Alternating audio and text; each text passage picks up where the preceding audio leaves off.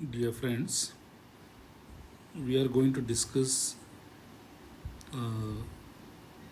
topic calculus, which is an important topic in mathematics, and how is it is useful in physics. म्हणजे फिजिक्समध्ये कॅल्क्युलसचा वापर कसा करतो आणि calculus म्हणजे काय हे आपण आज समजून घेणार आहोत. In calculus we use certain notations and you should be familiar with those notations. एक नोटेशन आहे dy, दुसरा आहे dx. You must also know what is delta y, delta x, x and y. So x, y, they are known as variables. त्यांना आपण variables असं म्हणतो. Delta Y म्हणजे change in Y, change in variable Y. Delta X म्हणजे change in variable X, म्हणजे X बदलल्यानंतर किती होतो तो delta X. D Y is very small change किंवा व्हेरी टायनी चेंज, खूपच स्मॉल चेंज इन वाय. आणि T X is very small change in X. फिजिक्समध्ये कॅल्क्युलस समजून घेण्यासाठी आपल्याला जो सेंट्रल कन्सेप्ट आहे मोशनमधला, वेलॉसिटी आणि ॲक्सेलरेशन आणि डिस्प्लेसमेंट, याचा वापर करून कॅल्क्युलस समजून घ्यायचं आहे. सो डिस्प्लेसमेंट हे आपण अगोदरच्या व्हिडिओमध्ये पण बघितलेलं आहे. डिस्प्लेसमेंट म्हणजे काय, वेलॉसिटी किंवा ॲक्सेलरेशन, हे ज्या महत्त्वाच्या फिजिक्समधल्या क्वांटिटीज आहेत, फिजिकल क्वांटिटीज आहेत, तर या फिजिकल क्वांटिटीजचा संबंध मी तुम्हाला कॅल्क्युलसशी जोडून दाखवणार आहे. So that is my aim. आणि कॅल्क्युलसमधला मी हा डिफरन्सिएशनचा पार्ट आज कवर करणार आहे. डिफरन्सिएशन, तर डिफरन्सिएशन म्हणजे काय, त्याचा वापर फिजिक्समध्ये कसा होतो हे आपण ह्या लेक्चरनंतर शिकणार आहोत, ह्या लेक्चरमध्ये शिकणार आहोत. तर वी नो दॅट की सपोज एक बॉडी आहे, बॉडी ए, आणि ही बॉडी या दिशेला चालली आहे आणि नंतर ती फायनली ह्या दिशेला गेली. तर ही जी बॉडी आहे एपासून बीला गेली आणि बीपासून सीला गेली. तर या बॉडीचं जे लोकेशन आहे किंवा ह्या माणसाचं, माणूस म्हणूया आपण, माणूस जो लोकेशन, आपला माणूस आपण तिथे दाखवूया.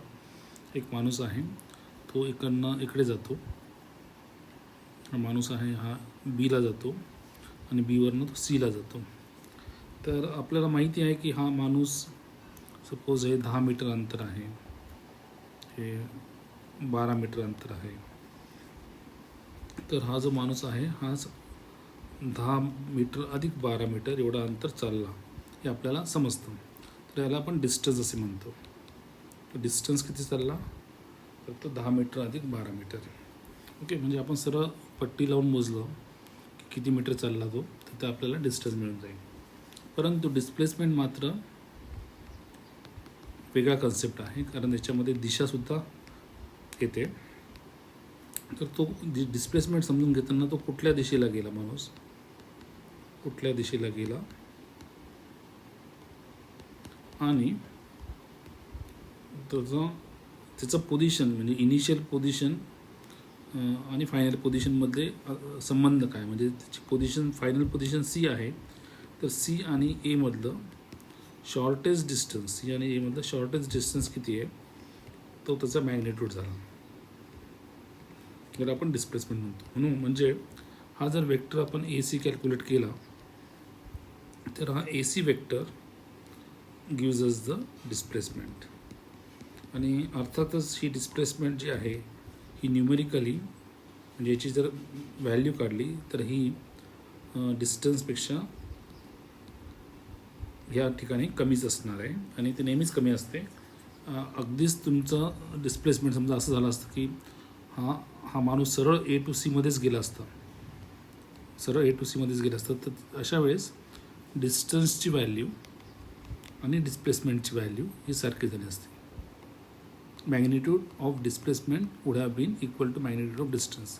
अदरवाईज डिस्टन्स ही नेहमीच डिस्प्लेसमेंटपेक्षा जास्त असते. हा बेसिक कन्सेप्ट आहे डिस्प्लेसमेंटचा.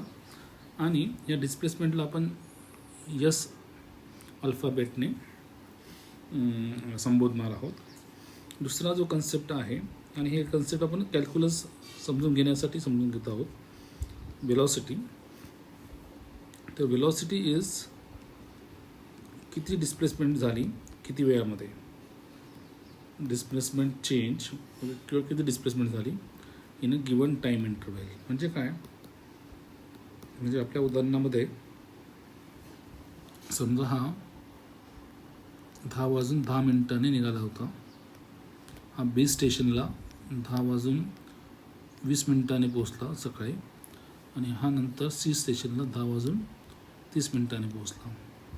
तर इथे टाईम इंटरव्हल किती झाले, तर 20 मिनटं झाले. तर डिस्प्लेसमेंट अपॉन डेल्टा टी, इथे टाईम इंटरव्हल आपला किती झाला, 20 मिनटं झाला. तर हा जो टाईम आहे तो डिनॉमिनेटरमध्ये घेतला, तर S upon delta T is the velocity. आता हे लक्षात घ्या की ही जी वेलॉसिटी आहे, ही वेलॉसिटी आपण कशी काढली, तर डिस्प्लेसमेंट अपॉन टाईम. हे जर ग्राफिकली आपण रिप्रेझेंट केलं असतं तर आपल्याला ग्राफिकली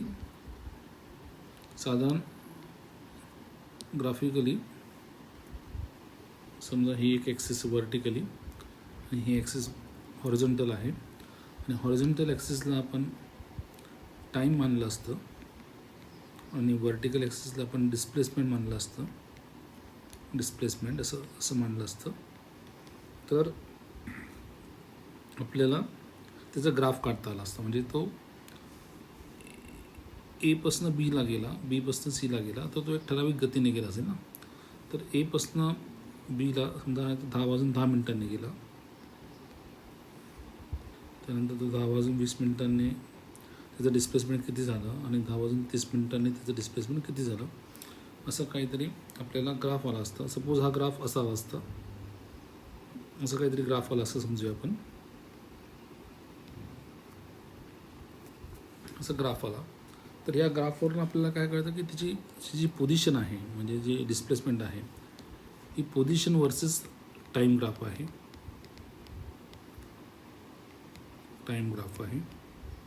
आणि जेव्हा आपण चेंज इन डिस्प्लेसमेंट घेतो, म्हणजे काय करतो, तर आपण जेव्हा सपोज याला मी इनिशियल पोझिशन I म्हणालो आणि फायनल पोझिशन F म्हणालो, तर SF मायनस SI अपॉन हा जो फायनल टाईम आहे त्याला मी TF म्हणालो, आणि इनिशियल टाईम आहे TI म्हणालो, तर TF मायनस TI हे जर तुम्ही मॅथमॅटिकली बघितलं तर काय झालं, तर हा जो कर्व आहे याचा तो स्लोप आहे, हा स्लोप आहे, that is what is SF minus SI upon TF minus TI. म्हणजे नीट बघा, हा आता मी हा थोडं डॉटेड लाईन काढतो. जी डॉटेड लाईन काढली मी आता, आणि याला मी समजा O असं म्हटलं, तर हा जो OF आहे तो काय आहे, तर तो SF मायनस SI आहे ग्राफिकली बघा. आणि हा जो OI आहे हा काय आहे, तर हा TF मायनस TI आहे. म्हणजे याला आपण डेल्टा S सुद्धा म्हणू शकतो, चेंज इन डिस्प्लेसमेंट, आणि आपण याला डेल्टा T सुद्धा म्हणू शकतो. म्हणजे हा delta S upon delta T हा जो आपण काढला आहे, दॅट इज कॉल्ड एज, हा जो स्लोप आहे, हा slope of the curve IF is nothing but velocity. आणि ह्या वेलॉसिटीला आपण ॲव्हरेज वेलॉसिटी म्हणणार आहोत. अर्थातच कारण आपण ह्या टोटल पिरियडची वेलॉसिटी मेजर केलेली आहे. म्हणजे ती velocity this is not equal to velocity at I, initial पोझिशनची वेलॉसिटी नाही आहे. This is also not equal to velocity at F, किंवा कुठल्या मधल्या पॉईंटची पण ती वेलॉसिटी नाही आहे. It is a average velocity. तर हा ॲव्हरेज वेलॉसिटीचा कन्सेप्ट फार महत्त्वाचा आहे. आता आपण ह्या ॲव्हरेज वेलॉसिटीचा कन्सेप्ट आपल्या डिफरन्सिएशनशी म्हणजे कॅल्क्युलसशी जोडणार आहोत. आता आपल्याला इंटरेस्ट काय आहे, सपोज मी तुम्हाला विचारलं की what is the velocity at I, what is the velocity at I. तर आपल्याला आयची वेलॉसिटी काढायची असेल तर काय करावं लागेल, हा जो एफ पॉईंट आहे, हा आपल्याला आयच्या जवळ ओढावा लागेल. म्हणजे काय करावं लागेल, म्हणजे हा जो डेल्टा टी आहे, म्हणजे आपला जो टाईम पिरियड आहे तो कमी करावा लागेल. तर टाईम पिरियड जो डेल्टा टी आहे तो आपल्याला कमी करावा लागेल. आणि जो डेल्टा टी कितीने कमी करावा लागेल, तर तो ऑलमोस्ट झिरो करावा लागेल. म्हणजे हा जो F point when it is almost zero, then F point जो आहे तो आय पॉईंटकडे सरकेल आणि आपल्याला आयची वेलॉसिटी मिळेल. म्हणजे आपल्याला जर वेलॉसिटी ॲट आय काढायची असेल, ज्याला आपण इन्स्टंटेनियस वेलॉसिटी म्हणू. इन्स्टंटेनियस वेलॉसिटी म्हणजे त्यावेळेसची वेलॉसिटी, त्या क्षणाची. इन्स्टंट म्हणजे त्या क्षण, इन्स्टंटेनियस वेलॉसिटी म्हणजे त्या क्षणाची वेलॉसिटी. म्हणजे कुठल्या क्षणाची, की जेव्हा ती पोझिशन आय असेल त्यावेळेसची. तर ते काढण्यासाठी आपल्याला काय करावं लागेल, तर आपल्याला हा जो डेल्टा टी आहे तो टेन्स टू झिरो करावा लागेल. आता टेन्स टू झिरो म्हणजे काय करावं लागेल, तर तो डेल्टा टी आहे तो व्हेरी स्मॉल करावा लागेल. टेन्स टू झिरो म्हणजे काय, तर तो आपल्याला झिरो ॲक्च्युली करता येणार नाही, पण तो आपल्याला व्हेरी स्मॉल करावा लागेल. म्हणजे तो व्हेरी टायनी करावा लागेल. म्हणजेच तो dt करावा लागेल. dt करावा लागेल. ओके. आता जेव्हा तो dt होईल तेव्हा त्याच्यावरती अवलंबून असलेलं डिस्प्लेसमेंट आहे. ती डिस्प्लेसमेंटसुद्धा that displacement delta S would also tends to zero. ती पण व्हेरी स्मॉल होईल. म्हणजे व्हेरी स्मॉल म्हणजे मला व्हेरी स्मॉल म्हणायचं आहे. And that would be ds. आणि अशा वेळेस जो स्लोप आहे, जो अगोदर स्लोप हा भला मोठा स्लोप होता, म्हणजे FO/OI होता. तर तो स्लोप कमी होऊन तो ऑलमोस्ट, तुम्ही असं लक्षात घ्या की जर मी पहिल्यांदा अगोदर कमी केला तर तो असा होईल. एकदम कमी केला तर तो अगदी त्या पॉईंटला स्लोप होईल. आणि त्या पॉईंटचा स्लोप म्हणजे काय, तर तो त्या पॉईंटचा स्लोप म्हणजे तो जे तो एक टँजंटच होणार आहे. म्हणजे हा जो व्हेरी स्मॉल डेल्टा एस आहे, ds आहे, आणि व्हेरी स्मॉल टी आहे dt. तर तो dt आणि ds म्हणजे तो स्लोप जो आहे तो कर्व आपण काढला, तर त्या कर्वला टँजेन्शियल म्हणजे अगदीच टेकूनच, म्हणजे एका पॉईंटला टेकून असा तो जो पॉईंट आहे त्याला आपण तुमचा आय पॉईंट म्हणणार आहोत. तर ह्याचा जो स्लोप आहे विच इज ऑलमोस्ट ds/dt. तर तो स्लोप आहे इन्स्टंटेनियस वेलॉसिटी. ओके. आणि so what is this instantaneous velocity काढलं म्हणजे काय केलं तुम्ही, तर तुम्ही त्या पॉईंटचा टँजंट काढला. आणि tangent at that point on the curve which is nothing but the slope at point is nothing but differentiation. Okay. So differentiation करतो म्हणजे आपण काय करतो, हे फारच महत्त्वाचं आहे फिजिक्समध्ये. हे लक्षात घ्या की आपण अगोदर जे काढलं दॅट वॉज ॲव्हरेज वेलॉसिटी. आणि जेव्हा आपण तो डेल्टा टी कमी करत गेलो आणि तो अगदी dt झाला, तेव्हा आपण ॲव्हरेज व्हेलॉसिटी न काढता आपल्याला एका कुठल्याही वेळेची इन्स्टंटेनियस व्हेलॉसिटी मिळाली. म्हणजे आपल्या उदाहरणामध्ये नाव we have calculated instantaneous velocity. म्हणजे आपण उदाहरणार्थ आपण आता असं काढू शकतो की time t is equal to 1 सेकंदला व्हेलॉसिटी किती होती. टाईम म्हणजे t इज इक्वल टू 1 सेकंदला व्हेलॉसिटी किती होती. Time t is equal to 2 सेकंदला व्हेलॉसिटी किती होती, किंवा 5व्या सेकंदाला व्हेलॉसिटी किती होती. असं इतकं ॲक्युरेटली आपल्याला आता व्हेलॉसिटी ट्रॅक करता येईल. म्हणजे जी आपण ॲव्हरेज भाषेमध्ये बोलतो की व्हेलॉसिटी ॲव्हरेज किती होती, त्याच्याऐवजी ह्या डिफरन्सिएशनच्या मेथडने आपल्याला त्या क्षणाची व्हेलॉसिटी ही काढता येते. आणि दिस इज व्हेरी इम्पॉर्टंट, कारण हा जो कन्सेप्ट आहे फिजिक्समध्ये आपल्याला वेळोवेळी त्या क्षणाला ॲक्सेलरेशन किती होतं, त्या क्षणाला व्हेलॉसिटी किती होती हे काढावं लागतं. त्याच्यामुळे हा जो कन्सेप्ट आहे डिफरन्सिएशनचा तो अत्यंत उपयोगी आहे. So what is differentiation in one sentence. Differentiation is we are calculating the slope at the point which is ds by dt if you want to calculate the average velocity. आता समजा generally म्हणजे आपण आता हेच yes आणि टीच्या भाषेत न बोलता जर आपण एक्स आणि वायच्या भाषेत बोललो, लेट मी ड्रॉ दिस, जे जनरली एक्स आणि वायच्या भाषेत बोललो तर सपोज हा वाय आहे आणि हा एक्स आहे. This is Y and this is X, आणि हा कुठलाही कर्व आहे.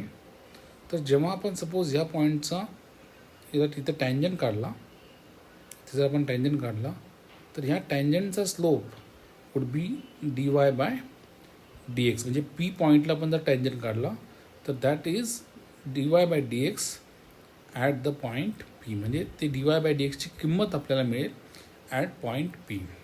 सपोज आपण दुसऱ्या पॉईंटला टँजंट काढला, म्हणजे आपल्याला इथला dy बाय dx पाहिजे, तर इथे आपण टँजंट काढू. म्हणजे आपल्याला त्या क्षणाची dy बाय dx, त्याने dy बाय dx म्हणजे काय, तर dy बाय dx म्हणजे what is the small change in y when there is a small change in x. What is ds by dt? What is a small change in displacement when there is a small change in time? याचा अर्थ what is the instantaneous velocity. When there is a large change in displacement upon large change in time, it is the average velocity. मला वाटतं की हे समजलेलं आहे तुम्हाला. मी फक्त शेवटचं उदाहरण म्हणून एक ॲक्सेलरेशनचं उदाहरण घेतो की सपोज जसं आपण व्हेलॉसिटी काढतो इन्स्टंटेनियस, तसंच आपल्याला ॲक्सेलरेशनसुद्धा काढता येईल. बघा कसं, म्हणजे आपल्याला व्हेलॉसिटी वर्सेस टाईमचा ग्राफ जर दिलेला असेल आणि आपल्याला सांगितलं असेल की बाबा रे ही व्हेलॉसिटी अशी बदलते, ही व्हेलॉसिटी अशी बदलते, आणि आपल्याला ह्या पॉईंट म्हणजे व्हेलॉसिटी बदलते म्हणजे काय होतं, तर velocity upon time is the acceleration. Okay. आणि आपण त्याच लॉजिकने जर विचार केला तर जास्त मोठा डेल्टा व्ही, आपण जास्त मोठा delta T is your average acceleration. आता इथे ॲव्हरेज ॲक्सेलरेशन कसं दाखवायचं या ग्राफमध्ये, तर ॲव्हरेज ॲक्सेलरेशन दाखवायला सपोज आपल्याला ह्या दोन टाईम इंटरवलमधलं ॲक्सेलरेशन माहिती पाहिजे. तर तुम्ही इथे एक स्लोप लाईन काढा, याला आपण सेकंड म्हणतो, स्लोप लाईन, याची स्लोप काढली तर हा जो इथला स्लोप मिळेल तुम्हाला, that is what, that slope would बी, असं आपल्याला वर्टिकल आणि हॉरिझॉन्टल काढावं लागेल. सपोज ओ पॉईंट आहे, so this is delta V आणि लार्ज चेंज इन व्ही, आणि हा लार्ज चेंज इन टाईम. पण जेव्हा तुम्हाला इन्स्टंटेनियस काढायचं आहे तेव्हा तुम्हाला limit delta t tends to 0, म्हणजे याचा अर्थ काय, तर हा टाईम इंटरवल खूप छोटा केला तुम्ही, आणि छोटा करत हा पॉईंट इथपर्यंत आला, म्हणजे मला इथला समजा काढायचा आहे. ओके. किंवा इथला काढायचं तर इकडनं टाईम कमी करत गेला, इकडनं टाईम कमी गेला, आणि इथल्या टाईमचा हा स्मॉल टाईम टी म्हणजे dot is what, delta T is less than 0. मग डेल्टा टी लेस दॅन 0 म्हणजे काय, हा delta V by delta T, हा डेल्टा टी लेस दॅन 0 म्हणजे हा डी टी होतो, कारण व्हेरी स्मॉल म्हणजे डी टी ऑलमोस्ट 0. तर अशा वेळेस change in velocity would always also be very small, that is D V. आणि हा डी व्ही आणि डी टी हा जो स्लोप आहे या पॉईंटचा स्लोप, या पॉईंटचा स्लोप म्हणजे हा जो टँजंट काढला आपण इथे, तर हा जो टँजंट काढला तर या टँजंटचा जो स्लोप होतो, जेणेकरून तुम्हाला ह्या पॉईंटची ॲक्सेलरेशन मिळू शकतो. सो ह्या पॉईंटचं ॲक्सेलरेशन कसं काढायचं? सपोज हा पॉईंट पी आहे, तर D V by D T at P will be your instantaneous acceleration. म्हणजे त्या इन्स्टंटेनियस म्हणजे काय? त्या क्षणाचं ॲक्सेलरेशन